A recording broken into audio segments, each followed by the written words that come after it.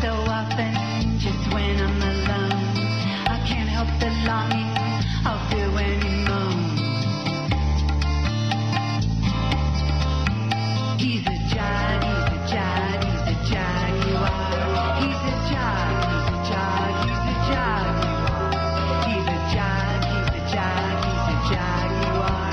He's a jag, he's a jag, he's a jag, you are.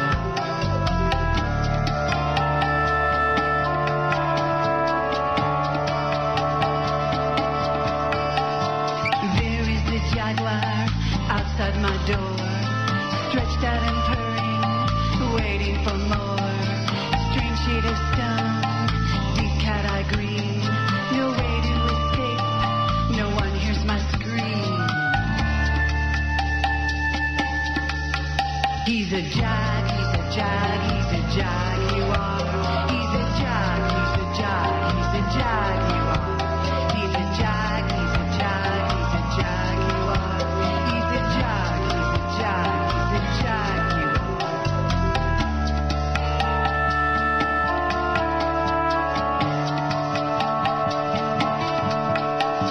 You come here so often, just when I'm alone.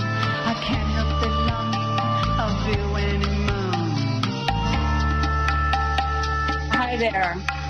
He's a jag, he's a jag. This is Kerry Cassidy, Project Camelot Whistleblower Radio, and we are live on American Freedom Radio, and it's been a wild day, I gotta say. I'm going to have a very interesting guest tonight with me. Some people who are familiar with Camelot will know all about Gordon Novell, and they will have seen his interview, which is quite notorious as he is, on my website. And if you haven't seen my Gordon Novell interview, I highly recommend it. This was done in the earlier days of Camelot, and it is it's quite well known at this point. But if you want to watch it, you should be going to projectcamelot.org or projectcamelotportal.com and clicking on the Camelot Library.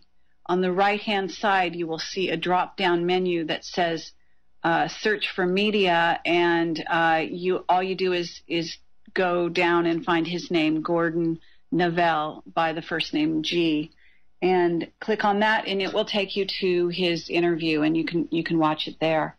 So I encourage everyone to do so.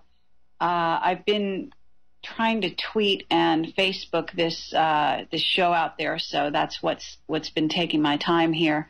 Some crazy stuff going on with Facebook. It seems to stall every once in a while. I'm not sure what goes on with that, but at any rate, maybe it's just overloaded server-wise. So let's see. Okay, I was just hearing from the engineer that he got the time zone mixed up. Not sure what that means, but hopefully we'll be able to still get him on the show.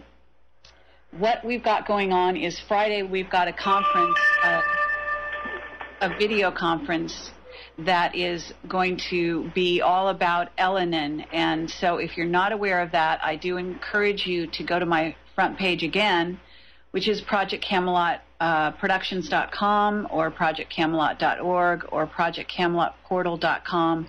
Scroll down and you'll see the ad for the Friday conference at 11 a.m. Pacific Daylight Time. I am in California, and that's where the conference, when we talk about it, will be broadcasting from, more or less, on live stream, as a matter of fact. And we have Richard Hoagland and Andy Lloyd, Keith Hunter, Carl Johan Kalaman, and Joseph Farrell and myself going to be having a roundtable video conference Friday at 11 a.m.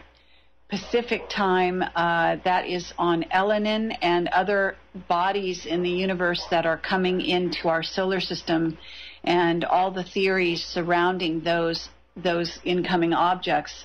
And it should be really, really fascinating. I have whistleblower testimony to contribute. Richard Hoagland has some intelligence from some back channel sources on this, and we've got Andy Lloyd with his research.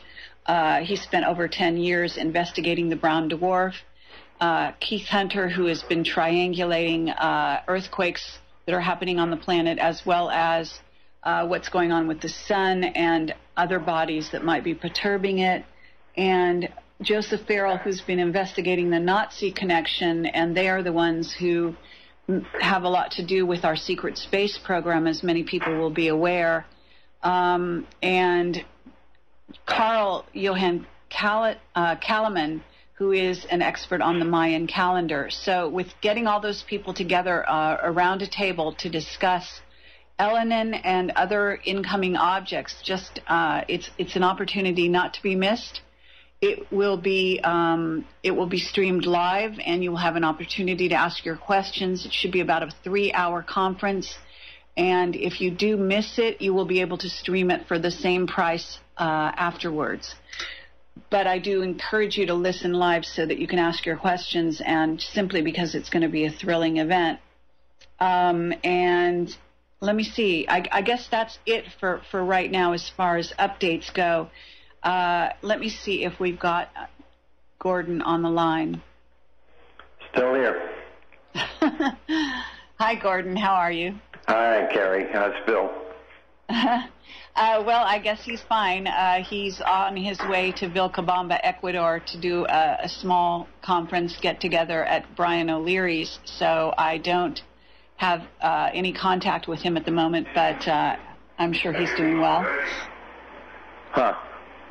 Well, I hope he has a good time. Your Honor, we've agreed to hold for... Okay, you've got something going on in the background. I don't know. Yeah, I'm trying to move away from it right now. It's just there's a TV show in the other room, and I was looking for my fountain pen, but I guess I'll find it in a second. I'm just trying to make a note or two.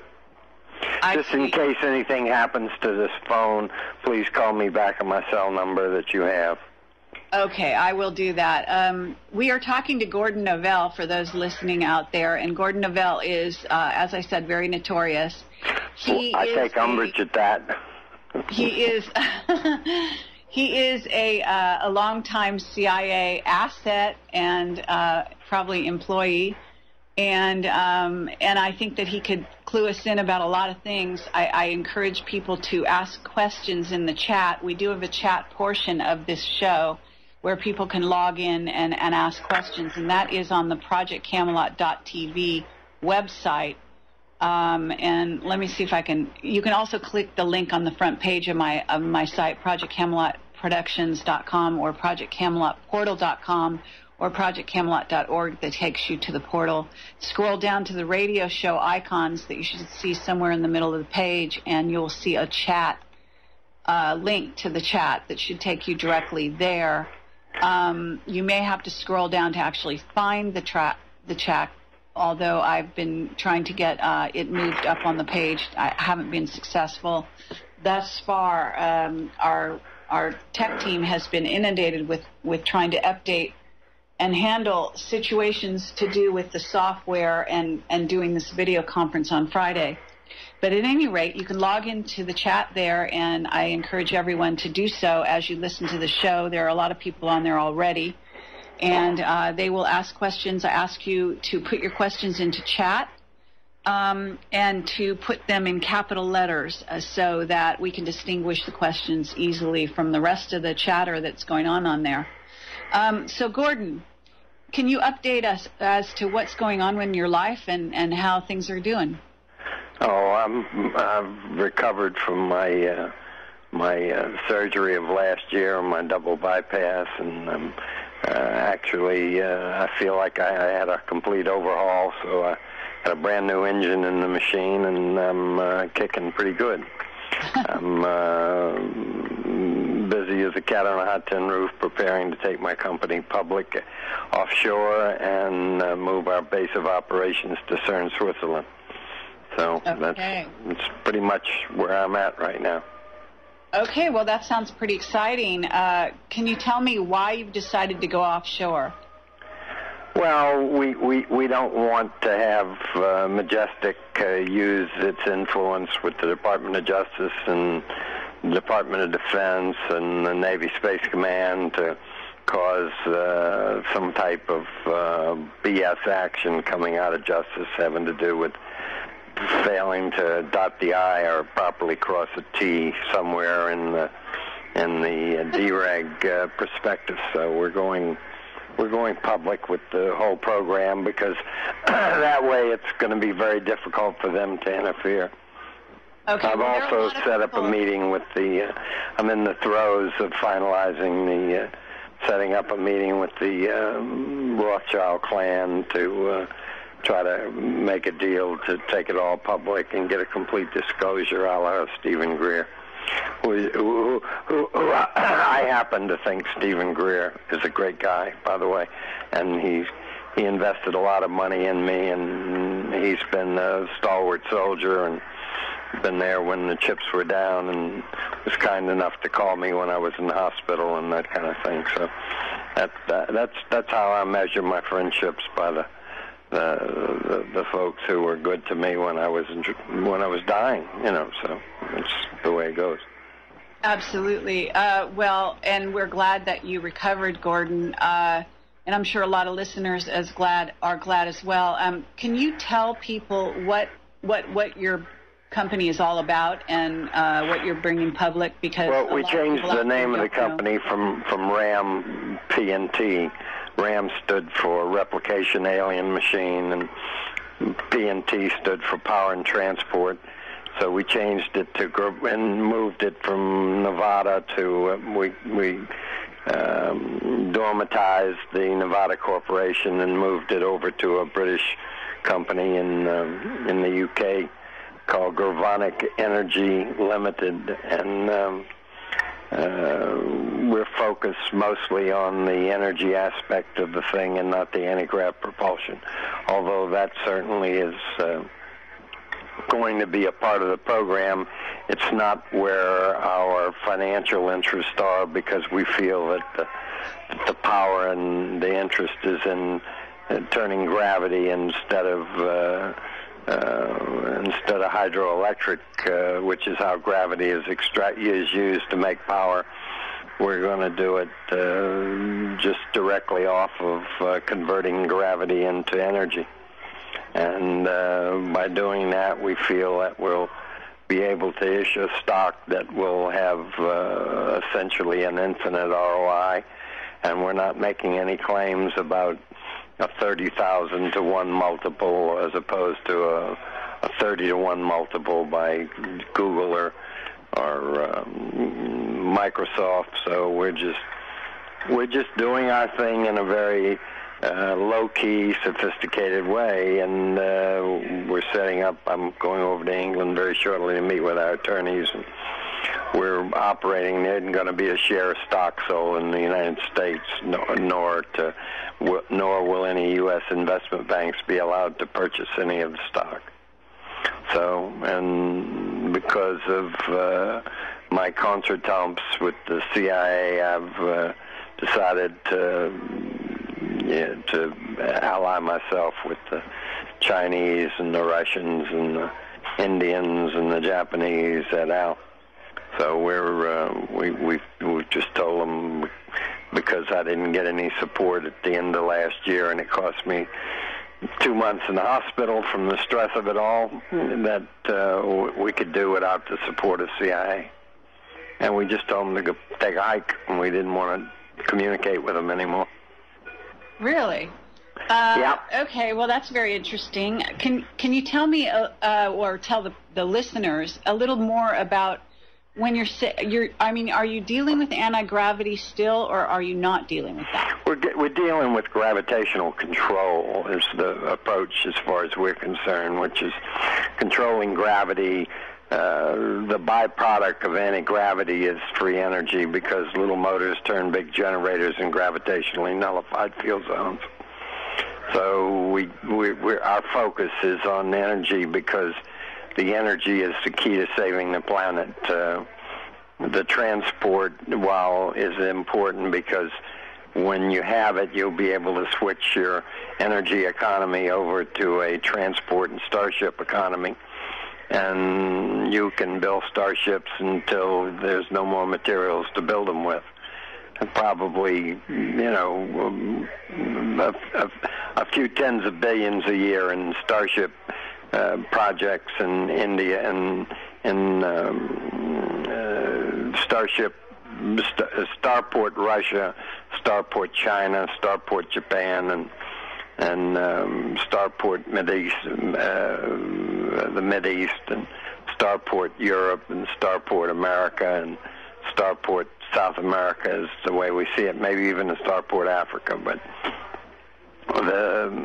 you have to have a replacement for the economic turn down that goes when you eliminate oil, coal, and gas from the equation, which will go out in about 5 years. That is our estimate. The transition will occur, and the stock market or the futures market will transition it even faster. So we're looking at a paradigm shift in economics where the GDP at about 44 trillion will spiral down to something in the order of 10 trillion, and then it'll start its acceleration on up, and then the decade should be about a quadrillion, which would make everybody on the planet seriously rich, because we wouldn't try to attempt to hold on to the intellectual property, which we have already tied up, and meaning we've got patents pending.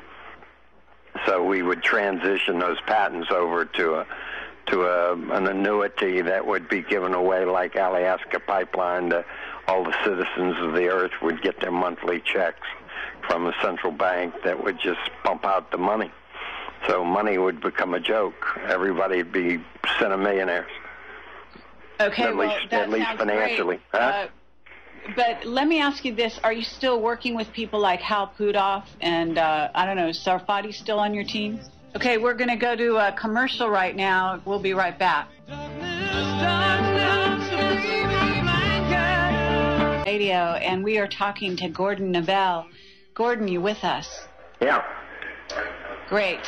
What I was asking you right before the break was whether you were still working with Hal Puthoff, Jack Sarfati, and people like that. Well, I'm working with a completely expanded team of scientists. We're up around 35 scientists, and I can't tell you all who they are, but George Uhlig, the former head of Hercules and the father of the Trident missile, is heading up the program in terms of being the chief scientist in the program to run the teams, and folks like Dave Froning is still aboard, and Mark Pessis and many others are still around, but we've expanded the team, and you're going to be quite surprised when the prospectus, the DREG prospectus is released in Europe.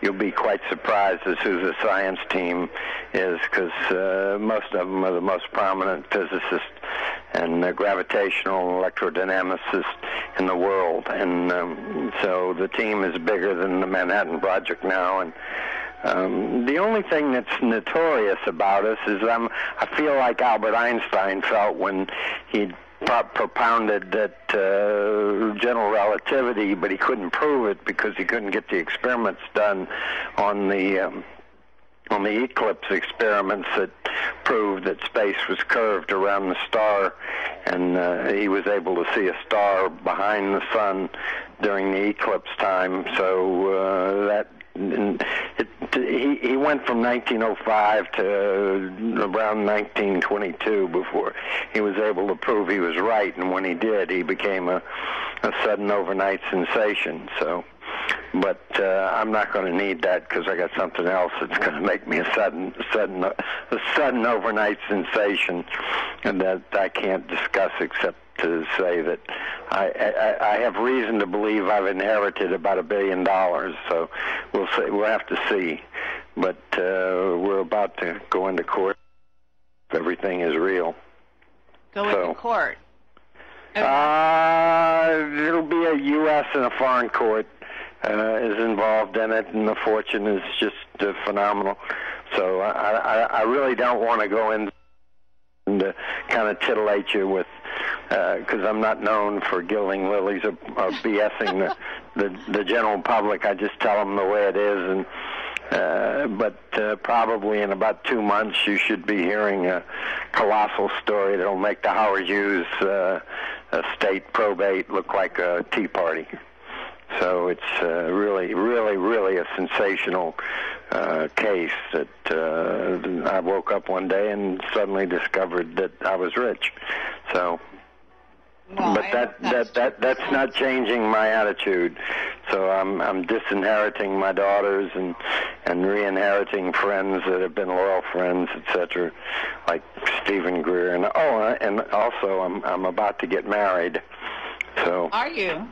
Yeah, I got lucky at one of the at the UFO crash retrieval convention in 2009 in December. I met this girl who looked like the twin sister Catherine Zeta-Jones, except she isn't bipolar.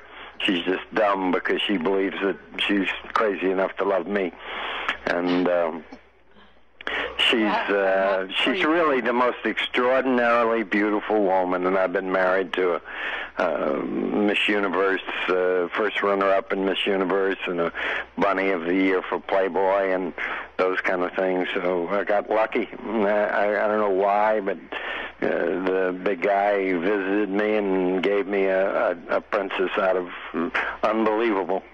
So you'll be hearing about her. Her name is Nora Alameda, and she's just the most incredible woman I've ever run into. So. All right. Well, I'm very happy to hear that.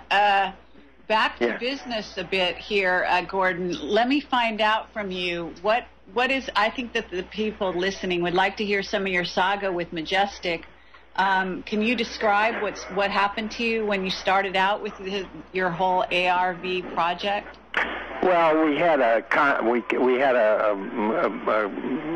convocation of the original team, and right after that, the crap started hitting the fan. I got hit by a SWAT team standing in the Radisson Hotel in Phoenix that were accusing me of threatening Linda Gray and the actress from Dallas and her crazy, idiotic friend, some girl by the name of... okay, well, that's not... I don't even want to remember. But everything I can tell you is that Majestic is very real. They make the FBI look like altar boys when it comes down to doing dirty tricks. And they border right on the fantastic. It's almost like having a war with God. Okay, well, as far as that goes, you also angered Dan and Marcy, isn't that correct? Who? Oh, you mean those? Don't try not to call too many people names on this radio. I'm not going to call them names. I just think Dan and Marcy they're like everybody else with Majestic. They're nuts. Okay. I mean, I'm not saying any. I'm not calling anybody any names. I'm just telling you they're nuts. They remind me of the clone heads or whatever it is out of Saturday Night Live. You know, the cone heads, and they can't take a joke, and they got very angry, and they've made all kinds of arguments that they've cost me everything in the book, and they've I've had about 75 attacks from Majestic to date, and for a total of about $55,000 in cash and about I guess a year of time lost to Majestic, and I'm not known for being a pussycat, so they're very tough guys, and I've had wars with the FBI and the ATF and the DEA, and in some very famous cases called Watergate and JFK and DeLorean and Waco, and I can tell you that Magic is the toughest bunch of SOBs I ever ran into in my life. Okay, I have been told that you have a lot more to do with the JFK situation than you let on. Well, I covered it up for the White House, and I was working for Ramsey Clark in that time frame. I've been hanging out with Ramsey Clark as his chief investigator since I was 27 years old. I'm 73. So I go way back, and Ramsey and I had to do what we had to do. I mean, what are you going to do when you find out that J. Edgar Hoover and the Mafia and the Majestic and Galen Org were all part and parcel of the assassination of the president, and they didn't give a damn. They just murdered him. You know, and then that's mild today. The assassinations of presidents is mild compared to what they get away with now. That is probably true. What do you think about what's going on with Elenin? With who? Elenin. What is Elenin? Well, some people say it's a comet, and other people say it's a craft coming piloted craft headed for the Earth. Well, is it that Nibiru planet that people... it's not that Nibiru planet. So well, I don't know. I haven't kept up with it. I'd have a hard time believing that there's a starship out there as big as a comet, but anything's possible, you know. Absolutely. Look at Phobos. Yeah, well, I've heard that too, but you know, I'm not a fan of let's put it so like this. Come on, are you still working for the CIA, or you quit? I don't have any. I quit my communications with them. I used to talk to them every day, and they wanted to know what I was doing every day. And as far as I was concerned, since they weren't giving me money and they weren't covering my backsides against Majestic's attacks, it didn't make any sense that they would want to talk to me just to entertain. So it seemed that they were in an intelligence collection mode, and as long as I was associated with them, I was having trouble. So I just got away from them. I said, I love you dearly, and I think you guys are great, and I'm a grand fan of the CIA, but not when you're not handing me money. If you're not writing me a check, I don't even want to talk to you. Okay, I got some people asking questions here in the chat. One of the things they're asking is something that I've been hearing about lately, which is how many presidents do you think are and their minions do you think are cloned? What do you mean? They've been made up by some extraterrestrials, and the original guy is gone? Well, maybe our black military, maybe they cloned him. Who knows? I heard the Russians had definite ability to clone individuals. Well, I mean, who would want a clone of Vladimir Putin?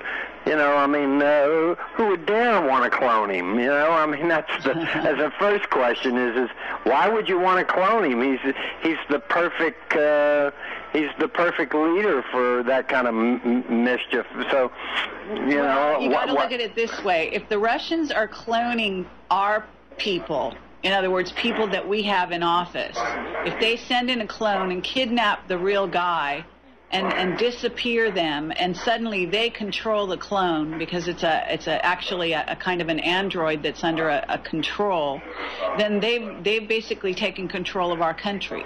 Well, I understand that, but how, you know, I mean, it's like somebody says, if somebody said was Obama's a clone, I would say, well, you know, what was the original Obama all about then? You know.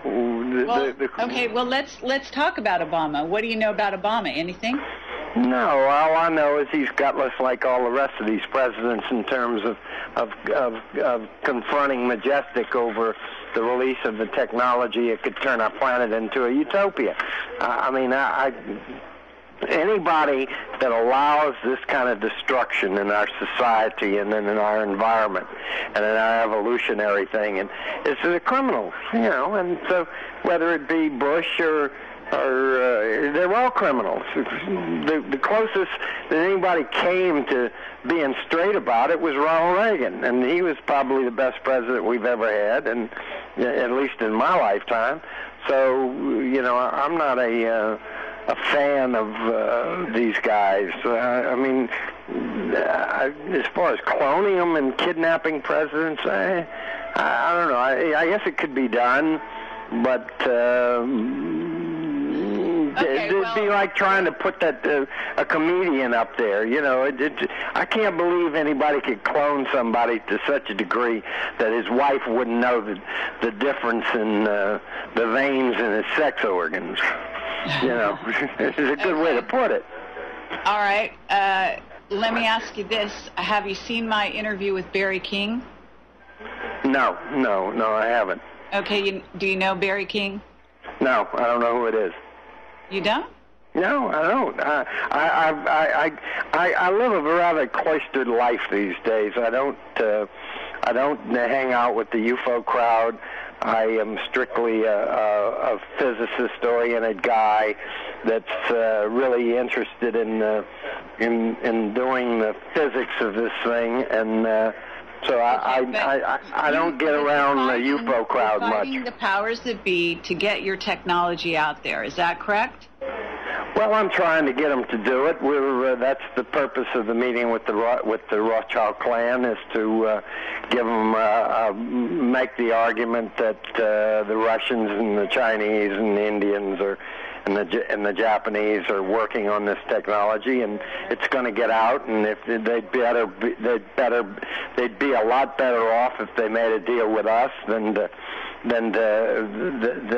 wake up one day and find that they're at the mercy of the Russians or the Chinese about it, because the technology is going to rule the roost. I mean, whoever is in control of the technology will rule the planet, and I don't mean that in the dictatorial sense. I mean, he's just going to be in a position to set up the economics. The economics will automatically fall out of it, but the people who control the technology will lead the new paradigm, and the new paradigm is the elimination of energy, elimination of the cost of energy, and that in turn will change the environment and stop the rise of the oceans, which is the catastrophe of warming. And you know, there's so many shifts in the paradigm caused by this one technological leap. And it's a trans-quantum leap, meaning you're leaping off into infinite distances. So it isn't a leap of measure, a leap that can be measured, because you're going to be leaping way beyond the galaxy. Okay, you're going to be leaping into the universe. You and me both know that Black Projects has this technology. They're already leading with that technology. Okay, we're going to a break, and we'll have to come right back and talk to Gordon about my question. Whistleblower Radio, and we are talking to Gordon Neville. Gordon, you there? Yeah. Great. Yes, ma'am. So right before the break, I asked you, how do you deal with the fact that the secret government has had this technology for over 40 years? Because they don't have any patents. What do they need them for? They need them because if they expect to compete in the marketplace, they're going to have to be able to show when they had it, and if they do that, then their patents would have expired twice, over 2.5 times in the time period. So he who has the patent pending at the time of disclosure rules the roost. Okay, well, it's nice that you believe that. I'm not so sure I'm convinced of that. Well, I've only spent about $25,000 in legal fees at the Merchant and Gould law firm for 20 years of research work to file these patents. We put a 20-year process on filing the patent, and we're not exactly slow on what our international claims are and our rights are. So all they have to do to find out whether or not I got teeth is to just come on out with it right now, and then they're going to have to explain when did they get it, how did they get it, where did they get it, and how did they fund it. I can explain all of my aspects of that, but I doubt that they can explain any of it under oath. Well, there's no doubt about that. They certainly can't, and they probably would never do it anyway, even if they could. Well, what are they going to do? They can't. I mean, there's an old expression: you got to give, you know what, to get it. So you got to give backside to get backside. So they're not exactly playing around with a group of pussycats that are going to take their threats idly and say, "Oh, gee, we're scared of you great big monsters, and you've got all this power, and you've got all these cute little gadgets like the Men in Black have that little gadget that erases your memory." I've had that run on me, by the way. Yeah, I know you have. I can tell. Yeah, well, they took a computer right off my lap, a laptop computer off my lap when I was riding a bus in Santa Monica, and I didn't know for 15 minutes that they'd done it, and I still to this day don't know when they did it. All I know it was on my lap, and then it wasn't, and I woke up or got off the bus, and I said, "What happened to my laptop?" And it was gone, and they did the same thing the next day with my cell phone. They've done 3 laptops, they've done 3 cell phones. So I've had I hear you, and they brought you in the hospital on top of it, and you don't know what happened there while you were out. Well, all I know is that somebody popped me with, in my opinion, with a pair of ultraviolet lasers carrying an awful lot of electricity, and they were kind enough to stop my heart long enough to put me into what is known as a silent ischemia, and the next thing I knew, I woke up in the hospital with 4 big plastic tubes sticking out of my chest. That's right. And they wouldn't let me out the hospital for 2 months. I'm kill you because, I have to say, and I'm going to say it on the air right now, that the latest guy that we visited in England who donated the use of his house, who lived right next door to a Rothschild, and you better listen to this, Gordon. He was a landowner, and he let us use his space to do an interview. Lovely man. His name was John Agnew. He's just died unexpectedly. He did have cancer, but when I saw him like less than a month ago, he looked fine. He was in perfectly decent health, and so we don't know how that happened. But obviously, they're still messing with people when they decide to do so. Well, they for some reason or other decided that maybe that discretion's a better part of valor, or after a while they get tired of trying to kill you, or trying to scare you. Because in my case, I think they had too much respect for killing me because they know that's a two-way street, and I have my own little armada of weapons that will blind you without. All you see is a sudden flash of light, and the next thing you know, your heart stops, and you're in great pain, and you're very unhappy, and there wasn't a sound, there wasn't even there wasn't even the sound of a silenced pistol. So, I mean, we can visit trouble on them too. I mean, they're not totally invisible. We know who the principals are, and when you know who the principals are, you can attack them.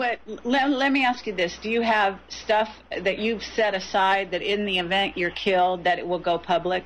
Oh, yeah. Yeah, that's why I'm taking the company public right now. Okay, because that's the only thing that's probably going to save your ass, if you don't mind my saying so. Like I said, you got to give ass to get ass, and so I mean, they know that we're not exactly a bunch of pussycats. We're not your typical. We're not your typical Hal Puthoff type of guy who says he kisses ass in order to get him to play ball with him, and etc. And I love Hal, and I think he's a great guy. But I mean, he forgot about $25,000 later I gave him. I don't want to get involved in your dispute with Hal. I'm sure that what happens with you 9 times out of 10 is you have a dispute with somebody, and a month later you guys are the best friends again. Yeah, but Hal and I haven't made up. It's like Jack Sarfati and I are not making up anytime soon. We're civil with each other, but he wanted to put me in jail, and then he ran into my son, and my son is probably twice as tough as me. My son is really dangerous because he's a lawyer, and he's a good one. Okay, well, I'm glad to hear you and your son are getting along. That's a good thing. Oh yeah, we're back on. We're Well, like I said, I'm going to shock you when you find out what I'm doing. The people you're playing ball with, because you can't play games with the Rothschilds and the like of Stephen Greer. I think you might be on some dangerous ground right there, I'm going to say. Well, I like Stephen because Stephen was kind enough to invest a lot of money in me, and he's been a loyal, stalwart soldier, and I told him I would carry the thing until life's end, and he's seen me stick through it and get right out of the hospital and come right back into the... That's true, because you're a hard worker there, that's for sure. Now, I got somebody here wants to ask you all kinds of questions, and so I'm going to run those by you if you don't mind. Go ahead. Okay, one of them says there is a rumor that you were one of the Oswald doubles. That's bullshit. Excuse my language. That. Do you know what I'm going to tell you is what I told Oliver Stone when he wanted to put me on the grassy knoll. I said, "You got a problem, Oliver." I said, "On the day that Kennedy was killed, I said I was in the dining room in the basement of Toots Shor's restaurant, and I said I was relieving Elizabeth Taylor of $650,000 that she gave me for her then stepson Mike Todd Jr. for his minstrel show at my Bourbon Street Pavilion at the New York World's Fair." And I said, "So Elizabeth is my alibi, and you've got a problem." So he said, "Are you kidding?" I said, "Well, why don't you go ahead and do it?" And I said, "And find out." I said, "Because I'll move to give prior restraint to your film.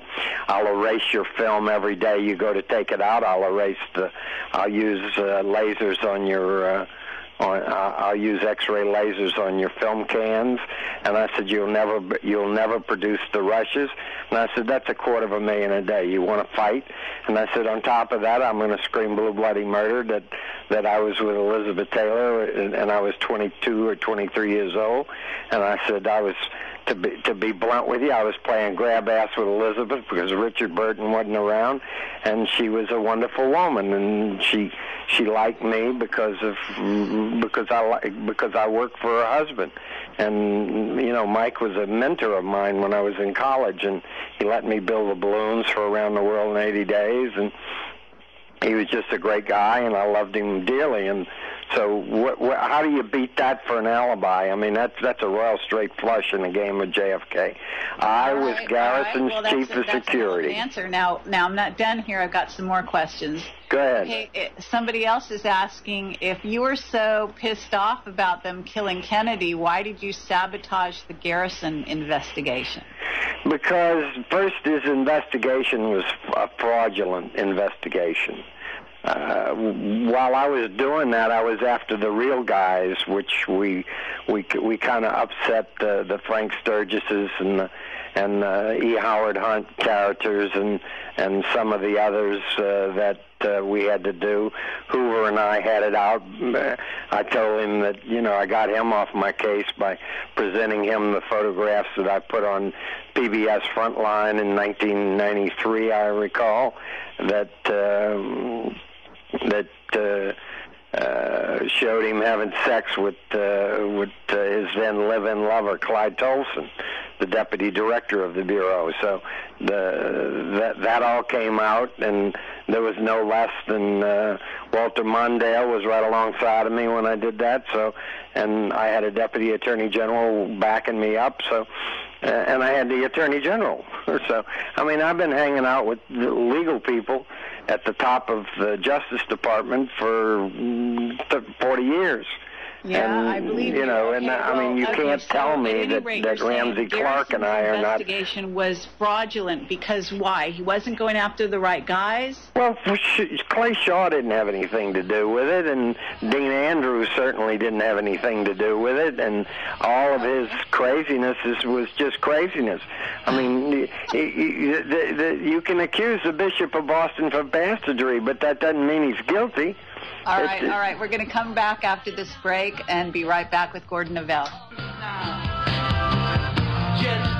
This is Kerry Cassidy, Project Camelot, Whistleblower Radio, and we're talking to Gordon Novell about the Kennedy assassination and all kinds of other things, including UFOs and free energy, et cetera, et cetera. Gordon? Yes. Okay, so you admit that you interfered with the Garrison investigation because you're saying it was going in the wrong direction. Well, it was BS. It was nothing real, and so I had a two-pronged issue. One was to expose the fraud of Garrison, and we used that at the same time to cover up what we really believed about who did it. And Mr. Clark did what he thought was right, and I think he's he's certainly the greatest legal mind in the world, and they gave him the UN prize for civil rights that only Martin Luther King and Nelson Mandela got, and Ramsey got, and okay, so but Ramsey's why did he do that? What was he covering up? Why did he cover? Because you would have had the biggest catastrophe in history had somebody said, let's indict J. Edgar Hoover for assassinating Kennedy, and let's go get Sam Momo Giancana, who wouldn't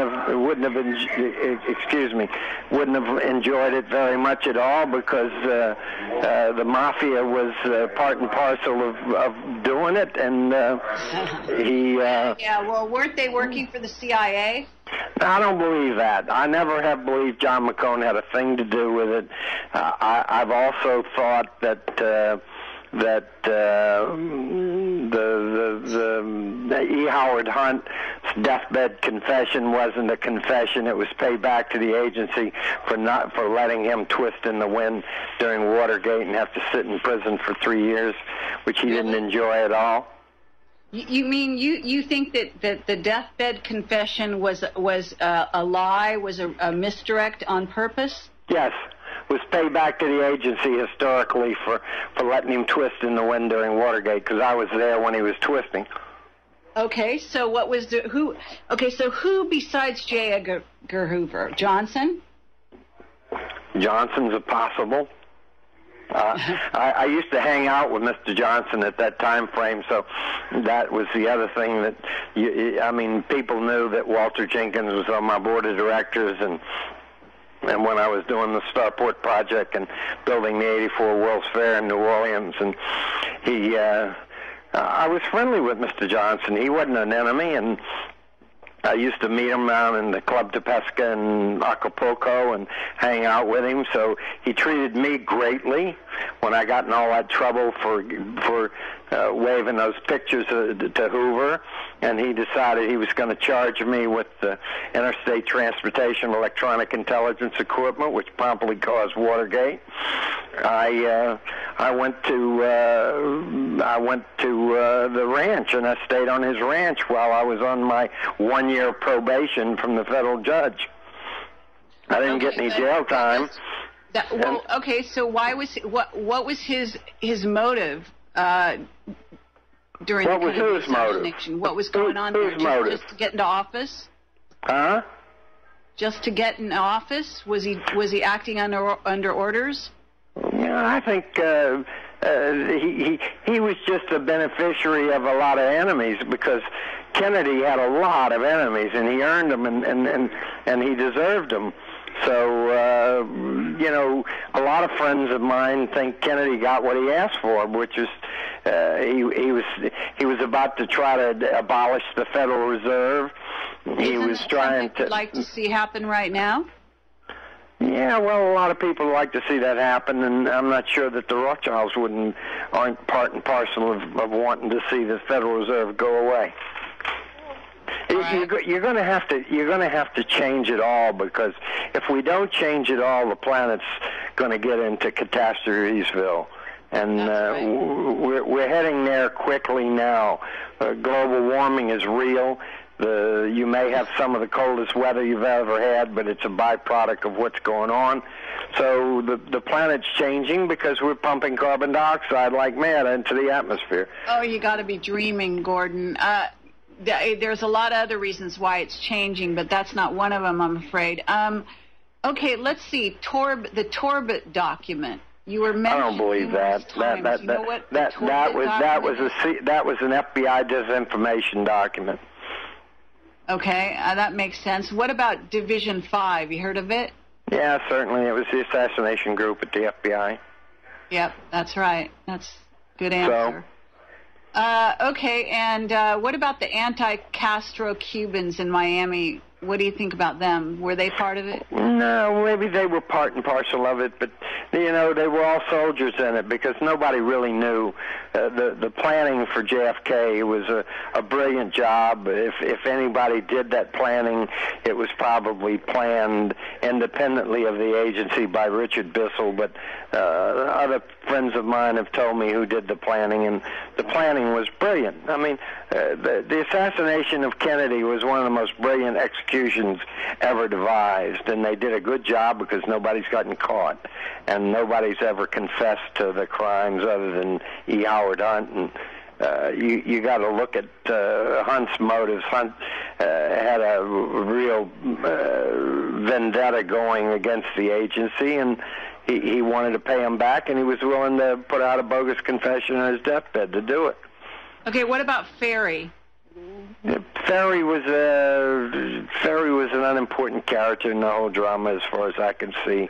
He was a confidant of Carlos Marcella. I used to hang out with him for a little while when we were trying to get something that we wanted that he had, and I never thought that Ferry or Clay Shaw or any of those guys had anything to do with the assassination. I knew who did it in the time frame because we were discussing it very openly. Me and other people who came on in the Nixon administration were hanging around the fringes of it when it went down, like Scotty Robinson and others. And so, you know, we pretty much knew that Hoover and Giancana had engineered it, and that if somebody anybody had to order it from higher up than that. Well, you can't get any higher than Majestic. There is no Majestic. Higher up in the U.S. government than Magic. But you haven't named one person in Majestic yet. Well, why would I name them? Their names are common knowledge. I mean, it's the former. I really don't want to start a fight with at that level of Magic. I've already had my battles with the sycophants like Danny and Marcia down on the bottom, and I don't think much of them. And that crazy what broad. about David Atlee Phillips?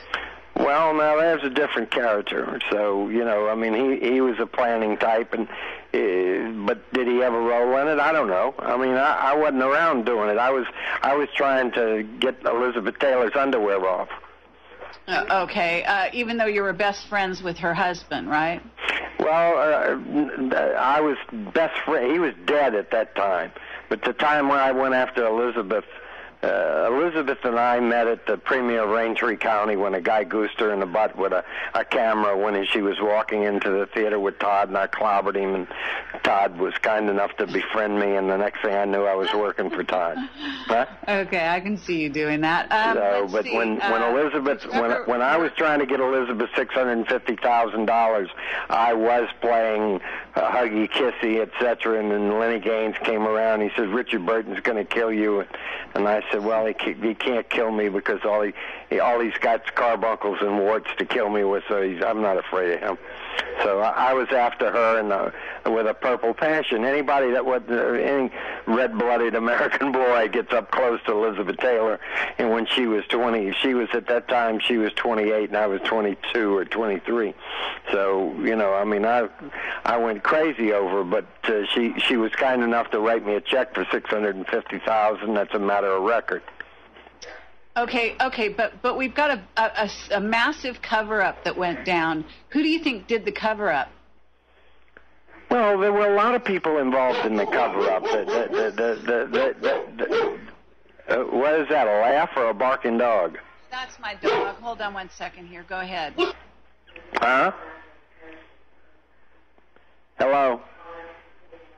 Okay, Gordon, you can talk. I had to mute myself so my dog wouldn't be heard. Sorry about this. Well, I want to know who covered it up. All I can tell you is that it was covered up by a lot of people. The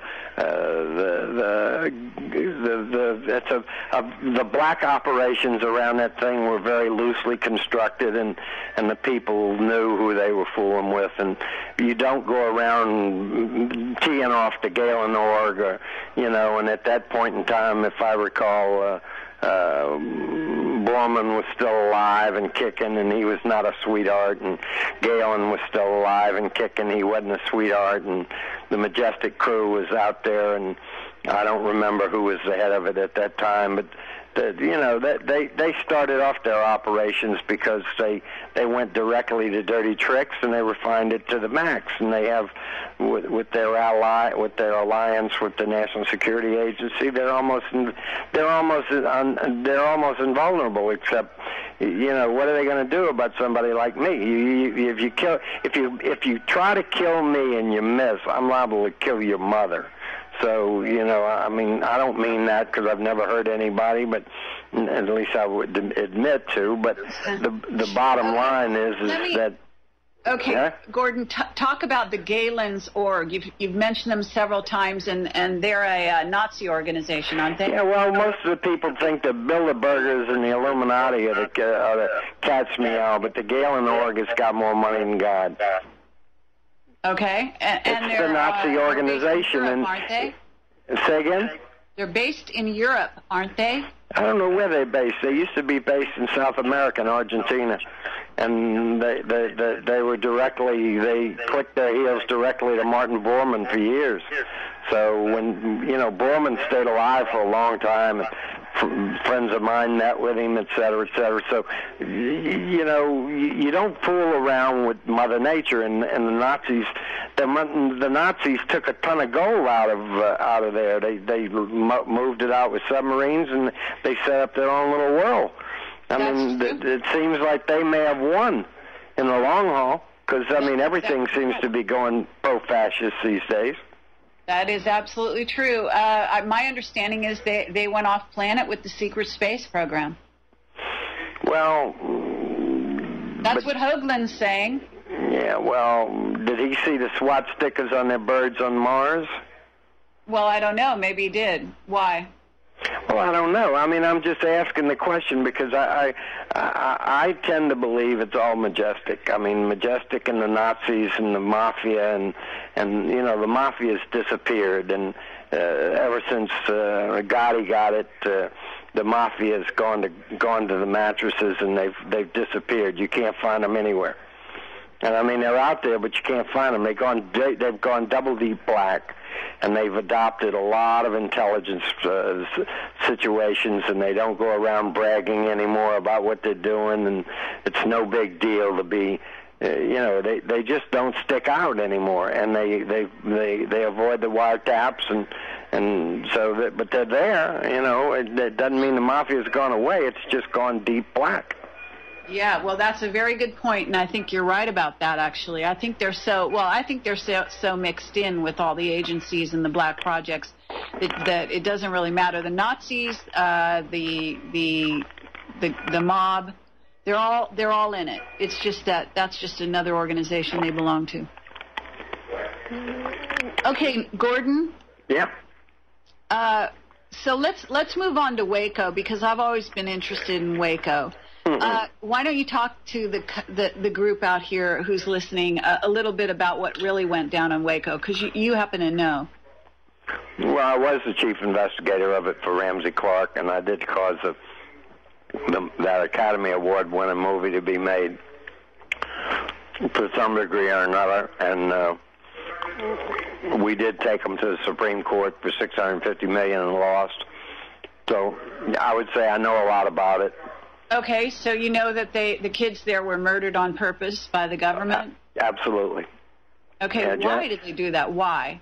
Well, I've always said people try to describe it off to all kinds of different things. His mother recently was murdered.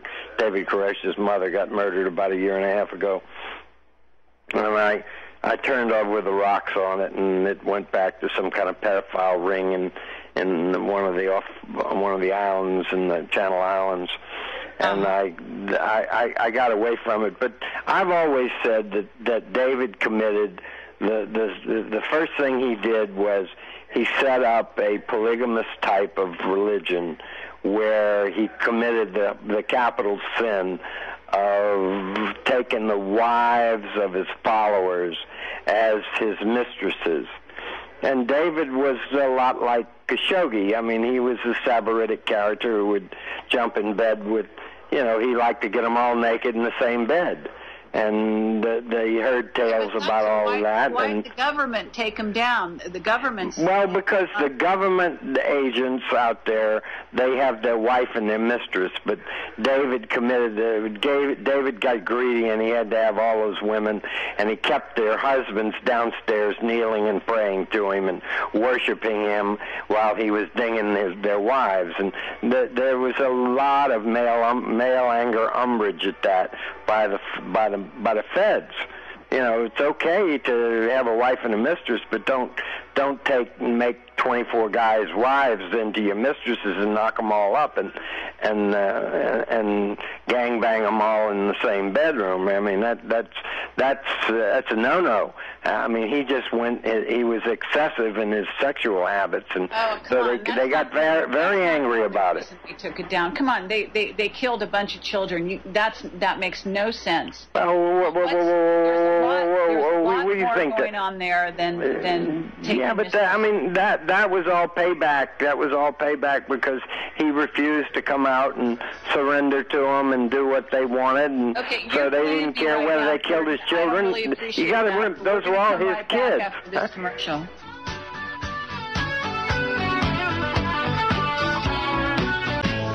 Okay, this is Kerry Cassidy, Project Camelot, Whistleblower Radio, and we're talking to Gordon Neville. Gordon, we were just talking about Waco, and I think you were going a little off track there. You want to get back to the mind control aspect of it? Well, I can only tell you what I saw, and I put 74-inch volumes of data together that have become the compendium of all compendiums on the project. And what I saw was the ATF got crazy like they did with selling the guns down in Mexico, and they decided that they could do anything, and they went in there and they jumped out the trailers and started shooting, and the guys were waiting for them and decided to shoot back, and they got what they deserved. I mean, as far as I'm concerned, come on. The kids got what they deserved. I mean, let's get real. The kids were pawns in the game, and the Renos and the I can't remember his name right now, but the FBI guy that ran the whole show there. They don't care about kids. I mean, what are kids? They're just pawns. And when David wouldn't come out, they said, "We're going to kill all your kids, David, since you were kind enough to create all the little SOBs or bastards or whatever you want to call them." And legally, that's what they were. They just decided to obliterate them. They didn't care. They were going to obliterate them. And the FBI is not a bunch of nice guys. Huh? I think you were more on track when you were talking about the Channel Islands. Well, the Channel Island thing was something that had to do with some pedophile ring that Bonnie Haldeman, David's mother, got hip to, and she started investigating it, and she thought that it was part and parcel of what was the reason that they attacked him, etc., that Wayne, whatever his last name, I can't remember his last name, but the lawyer who was on David's staff. The ATF in there? Someone is asking who ordered the ATF in there. Well, I went in there for the guns originally on the predicate that David had a lot of modified automatic weapons, and they were going to go in there and get them. And I don't think he had that he had modified weapons. I think he had the bolts to turn them into modified weapons real quick. And none of this makes sense. Why he was really even got that organization going, and why they took it down. It still doesn't make sense. I don't know if you know, Gordon, but if you know, you haven't even come close to telling me right now. Let me ask you this: why does Dr. Putoff not do a media press release on 0 Point Energy? I think that's a pretty good question. Because he ain't got anything he can sell. He can't build a rig that works. There is no rig design because he can't get any geometry in his theory. And as a result, he can't build a rig. And the rig he tried 20 years ago to build, wouldn't work. And after that, he had no more possibilities. And that's not true, because he's working with the secret government. Yeah, well, show me his working rig.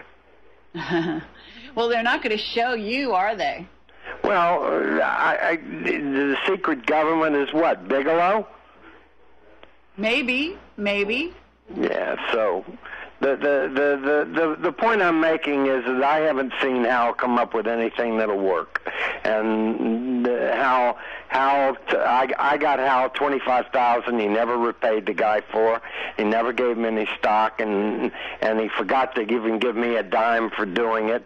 And then after doing all of that, he decided to throw me to the wolves. So I love him, and he threw his own son to the wolves. And I watched him what he did with his son Devin. What do you mean by threw him to the wolves? What do you mean by that? Well, he put his son in prison and made sure he didn't get out for a couple of years. All right.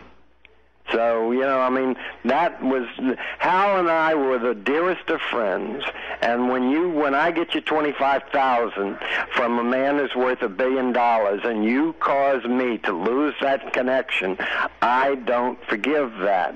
And particularly when Hal sent me a thing and said, take my name off of all emails, and I would have been very friendly with him, and Hal and I began to have physics disagreements about what was the right physics for gravity nullification and what gravity was caused by. And I believe it's vortex theory, and he thinks it's 0 point. And Sarfati thinks it's dark energy, dark matter, and I don't believe any of them. And I believe I'm just as right as they are, and I can't count past 10 without taking my shoes off. But okay, I'm just as smart as they are. Huh? Okay, and do you believe John Lear is part of Majestic? Yes, absolutely. Okay. You believe his father was part of Majestic? No, his father was a part of a friend of mine, is what he was. And Bill never did anything that was remotely tied to Majestic. His gravity research stuff didn't have anything to do with Majestic. And I doubt that he knew anything about the reverse engineering at Lockheed of the Arv bird. Arv was we'll call it an engineering washdown from the crash bird at Roswell and Corona, birds, plural. And right. They figured out how it looked and how they could build it using our hardware and using our materials, and they built it. And why don't you talk about that base that's up in Utah? Wasn't it Utah that had that the craft that was going into under the ground? Yeah, well, I think Utah is where Solar Warden is operated out of. Right, and by Navy Space Command, huh? Solar Warden is our secret space program that's guarding the galaxy from incoming unfriendlies. Isn't that right? Well, I wouldn't say the galaxy. I'd say the solar system. All right, the solar system. Yeah, because I don't think that they meander much outside the solar system, but they got their proton beam weapons that the Navy put together at Alamogordo under Project Jolt, et cetera, et cetera. Most of those guys are now working for me, darling. Why are they working for you? Did they get fired? No, because I hired them. Well, they got to leave their other jobs in order to come work for you, right? Well, yeah, but they've been invited to come to CERN. And they got their stock, and they've got their salaries. Or is it just on paper? What? You really think you got them, or is this just a sort of a Ponzi? Have you known me to bluff much about anything? No, but I'm saying, are they taking you for a ride? How can they take me for a ride? Each one of them signed an agreement separate. They don't even know. One doesn't know who's the other. We're keeping all of that. Majestic no longer can immediately crash through our program because we've got codes. We've got our own computer system. We've got one-time pad codes. We're using a lot of security. What about Bobby Ray Inman? Is Bobby Ray Inman Majestic? Yes. Okay. I figure. Okay, let's see. I've got other questions here that people are asking me here. Hold on one second. There was an interesting question here. Big, long question. I can't do that one right this second. It's much too long. Okay. Well, why don't you talk about what's going on Mars? Because if you're talking about Solar Warden and the information we had is that that's a craft called Venture Star. Is that right? I don't know. That's a new one on me. That's a new one on you. Yeah, that's a new one on me. Wow, that's really interesting. Okay, so now listen, you're up on your G2 in some respects is better than mine, and then mine is in some respects is better than yours. But I am very cautious about what I say. All right. So I don't know what they call the various birds. Okay, well, I do know that little crazy guy over in England probably hit it right on the button. You mean Gary McKinnon? Oh, sure. Yeah, absolutely. That was when he had a list of non-terrestrial officers, right? Yeah. Gary got in and hacked in, and now he's blackmailing them, and that's how they can't afford to try him, because to try him is to expose too many things, so they can't go to court with him, huh? That's exactly right. Well, he's got to have his ace in the hole, otherwise they could eliminate him, right? Yeah, but he's not doing anything of any consequence other than, trying to survive and collect a buck or two here as a result of all of this. And they've destroyed him. Actually, I mean, huh? I said they've destroyed him pretty much. Well, he probably earned it. Well, I don't think he earned it. Well, I'm not a friend of hacking into the Fed's computers, I really am I'm not. not so sure about that. Okay, let's see. What about the residents that live on the moon? I'm told the Nazis have a base up there. What have you heard? Well, I've heard Majestic's up there along with the ETs, and that they all get together and they drink and they get gassed on. They have their own little bars and one thing and another. So, as far as all of that's concerned, it doesn't concern me, because until they invite me into the program, and they haven't yet done that, but they're probably pretty soon going to have to entertain doing that, because when I ask them to turn over the technology, I mean turn over the technology. That means control. So they can do what they want with me, but they got a problem. Okay, let me understand. Why do you think the Rothschilds are going to work with you? Because I've got the economics of it figured out as to how it's more beneficial for them to let it out instead of having the Russians or Prokudnov or one of those guys come up with it, and then they've got to make a deal under.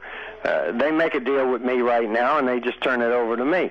Whereas the Russians will just stuff it in the air, and the Chinese will stuff it in the air, and the Japanese and the Indians will stuff it in the air. So they've got four major world powers going after the technology, and as far as I'm concerned, none of them own the patent rights to it except me.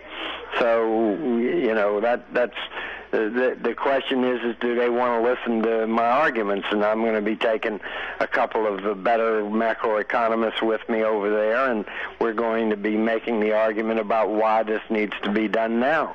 Otherwise, they can wake up and deal with the Russians. Let me ask you this, because you're a patriot, aren't you? Absolutely.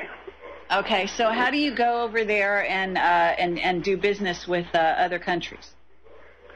Well, but a patriot. I'm these days. I'm an Earth patriot. I'm not a U.S. patriot anymore.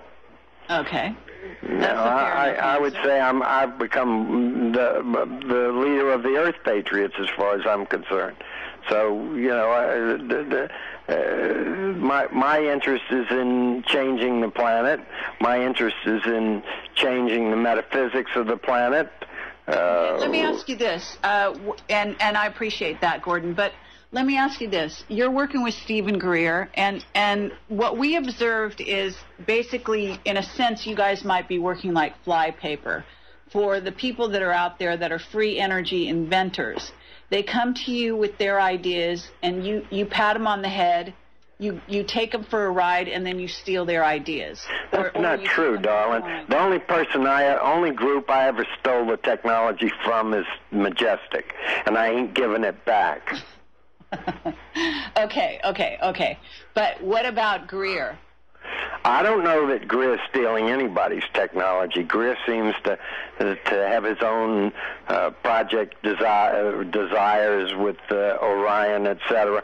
I like Greer. Greer was kind enough to write me a very big check.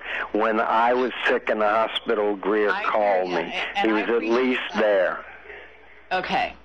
But let me ask you this. What has gone on with you and what's his name? The CIA guy.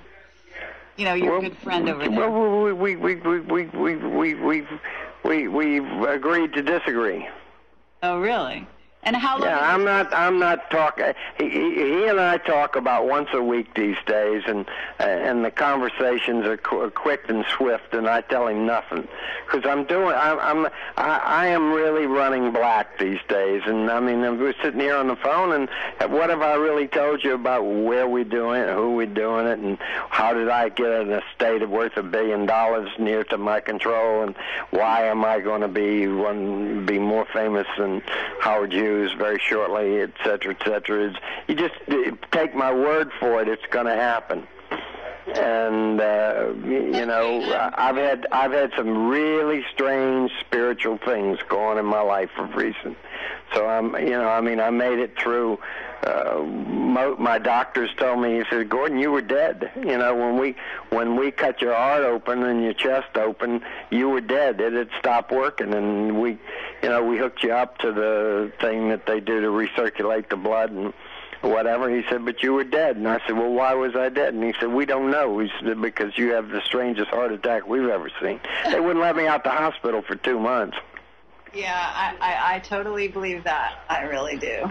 Yeah, and so I wanted out, and I finally had to escape out the hospital, and I went and got myself back in shape and started lifting weights and becoming a Bob Delmonteque type, and I look pretty good. If you see my 41-year-old girlfriend, it looks like she's 25, and I'm telling you, well, Nora looks prettier than Catherine Zeta-Jones, and I'm not joking. Right. That sounds good, Gordon, and I'm very happy for you. I think we're going to commercial right now, and we'll be right back.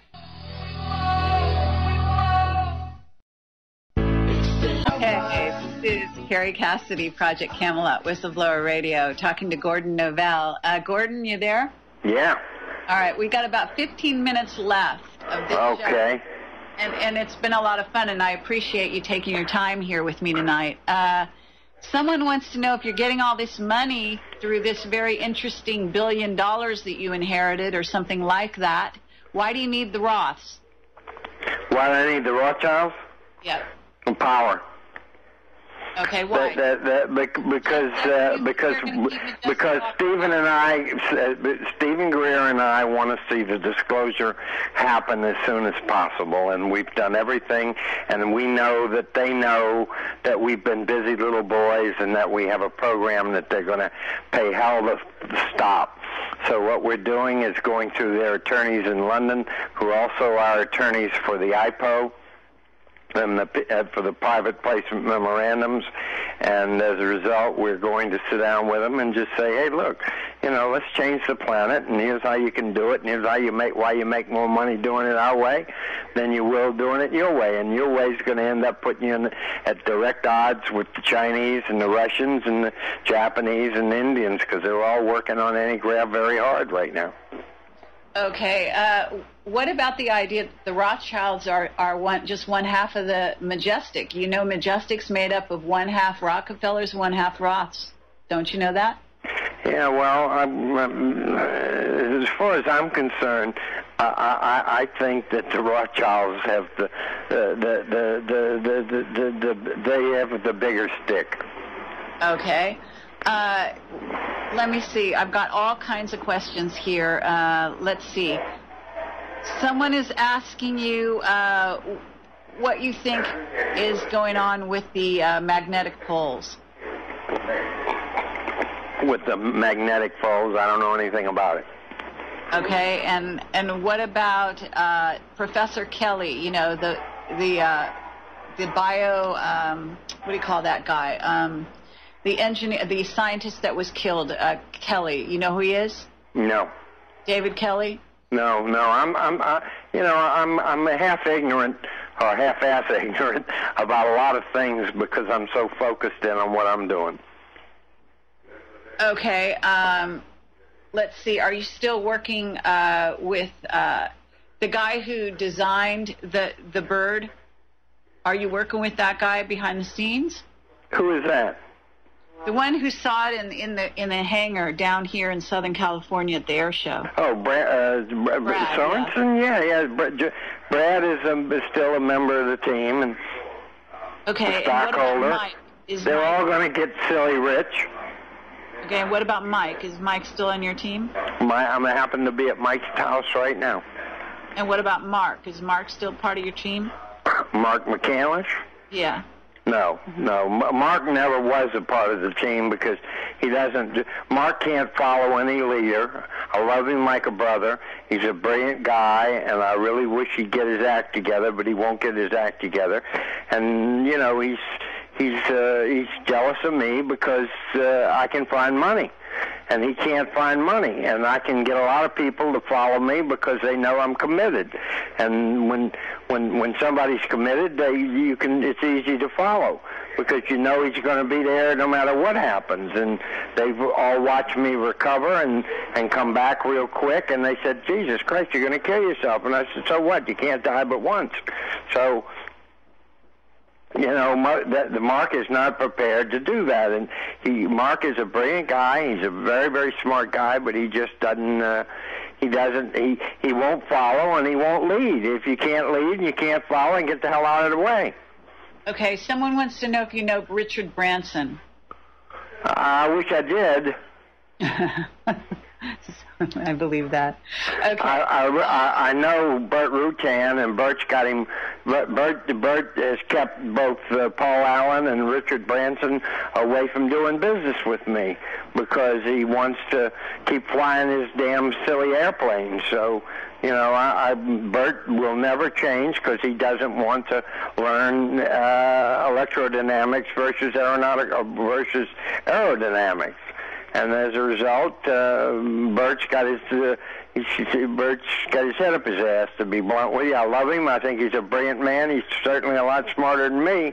But where it comes down to figuring out how to do UFO, he can't do it. Okay. Okay. What about the situation with Japan and all of that? Have you heard anything about that? No, it seems like they got their little reactors under control over there, and so I've always been. I thought that was a terrible, terrible catastrophe. My heart went out for them. I did try to make a deal with them to pull those rods out, those reactors, and I found a way to get the rods out, and they wouldn't listen. So they apparently had a better plan than mine, and they've got the reactors under control. So you know, and Gordon's stupid as far as I'm concerned. And it was probably good because I would have ended up getting fried, or might have ended up getting fried. But we almost went over there and did the same thing that we did in Kuwait.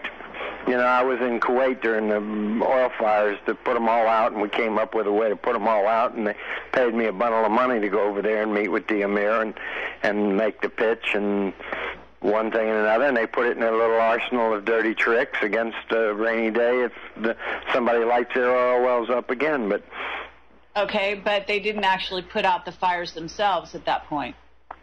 No, No, they didn't. We had a way to put out an oil fire, 30 minutes to oil fire, and they were taking upwards of 10 days to do one well.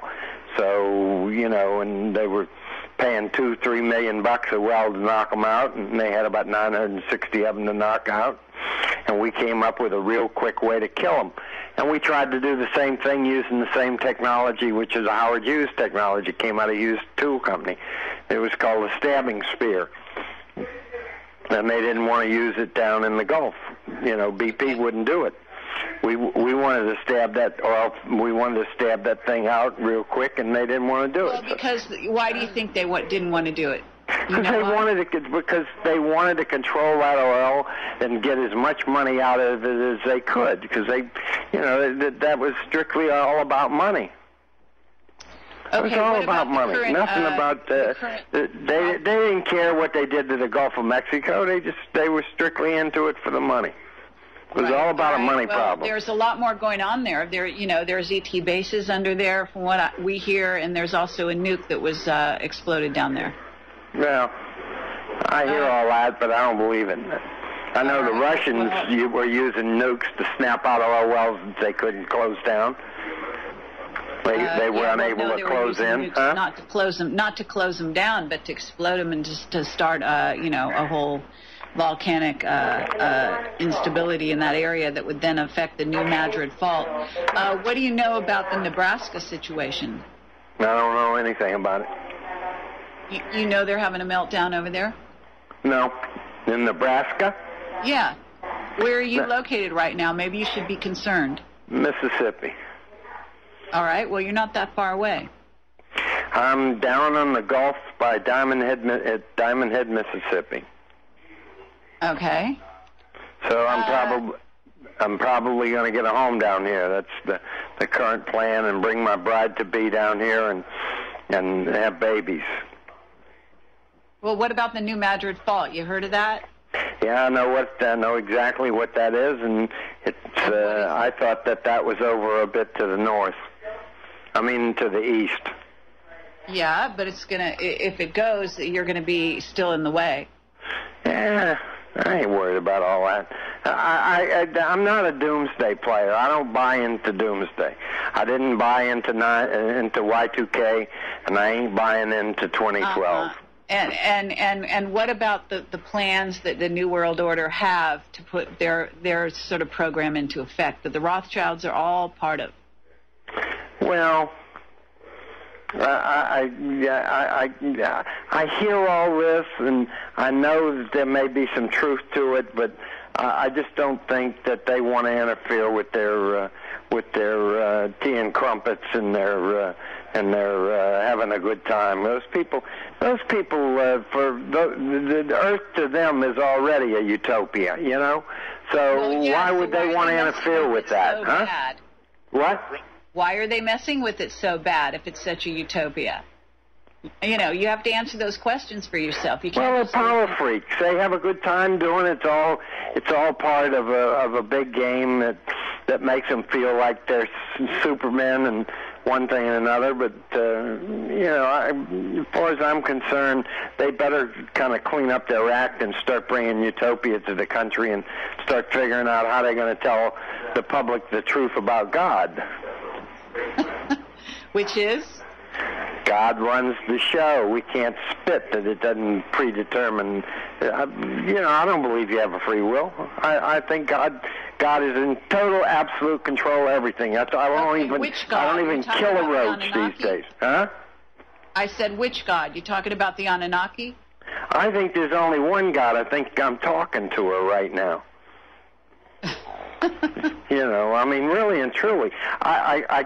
You ask me, what are people? People are all put here because God's horny, and he's a sex maniac, or it's a sex maniac, and it likes to have 400 million orgasms an hour.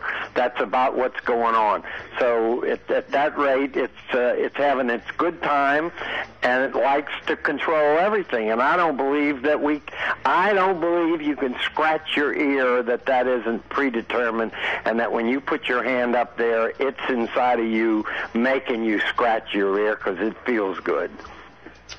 Okay, Gordon, is there anything else you want to tell us right before you leave about your project? You want to tell us, are you doing a film anymore? You were trying PBO, POTUS Briefing Eyes Only, has become a exit strategy in the Reg D prospectus, and the Reg D prospectus will be available probably in 60 to 90 days. Okay, thanks everyone. Why buy long-term storage and emergency